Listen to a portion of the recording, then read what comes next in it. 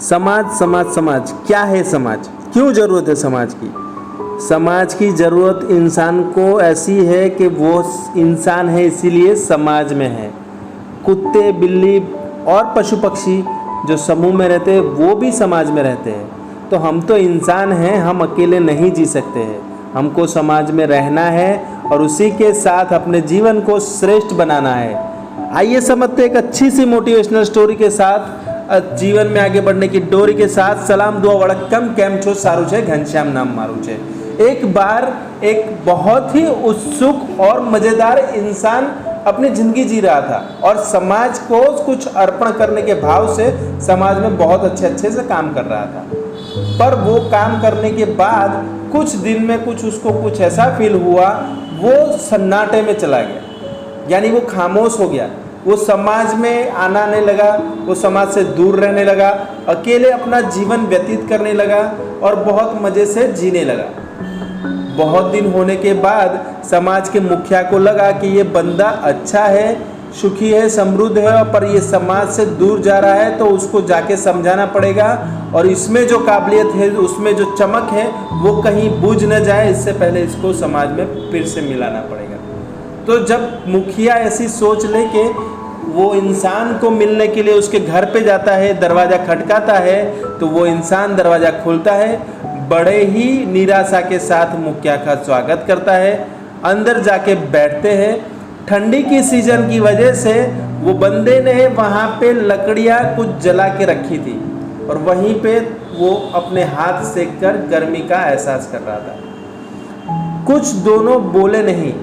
जो स्वागत हुआ था इसीलिए मुखिया भी शांत रहे और जो बंदा था उसने देखा मुखिया आया है इसलिए उसने भी कुछ नहीं कहा। दोनों चुपचाप थोड़ी देर बैठे रहे। मुखिया को लगा कि ये बात नहीं करेगा, तो मुखिया ने वो जलती हुई लकड़ी में से एक जलने वाली चमकने वाली लकड़ी जिसमें बहुत सारी देवता थी, आग थी, वो लकड़ी को उठाया और साइड में रख दिया। ये बात वो इंसान देख रहा था, गौर कर रहा था। जब लकड़ी उठाई थी उसमें चमक थी, उसमें आग थी, वो भड़क रहा था, उसमें जो जज्बा था वो लकड़ी में बहुत ही ज़्यादा था। वो लकड़ी को उसने साइड में रख दिया था मुखिया ने, तो वो इंसान देखता रहा। कुछ देर के बाद वो अकेली पड़ी हुई लकड़ी जो पहले चमक रही थी, भभक रही थी, अंगारा जिसमें था वो बुझने लगा था और राख की ओर बढ़ने लगी थी, यानी उसकी चमक चली जाने वाली लगी, यानी उसकी जो अंदर की आग थी वो मिटने लगी। ये देखकर इंसान समझने लगा था ये मुखिया जी मुझे क्या कहने वाले हैं। फिर दोनों एक दूसरे के सामने हंसे और मुखिया को गले मिले।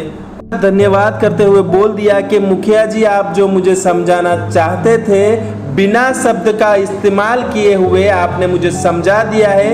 ये बात मैं समझ चुका हूँ और फिर मैं ये लकड़ी को फिर से आग में रख रहा हूँ और फिर से मैं अपने आप को समाज को समर्पित कर रहा हूँ और फिर से चमकने के लिए मैं तैयार हूँ।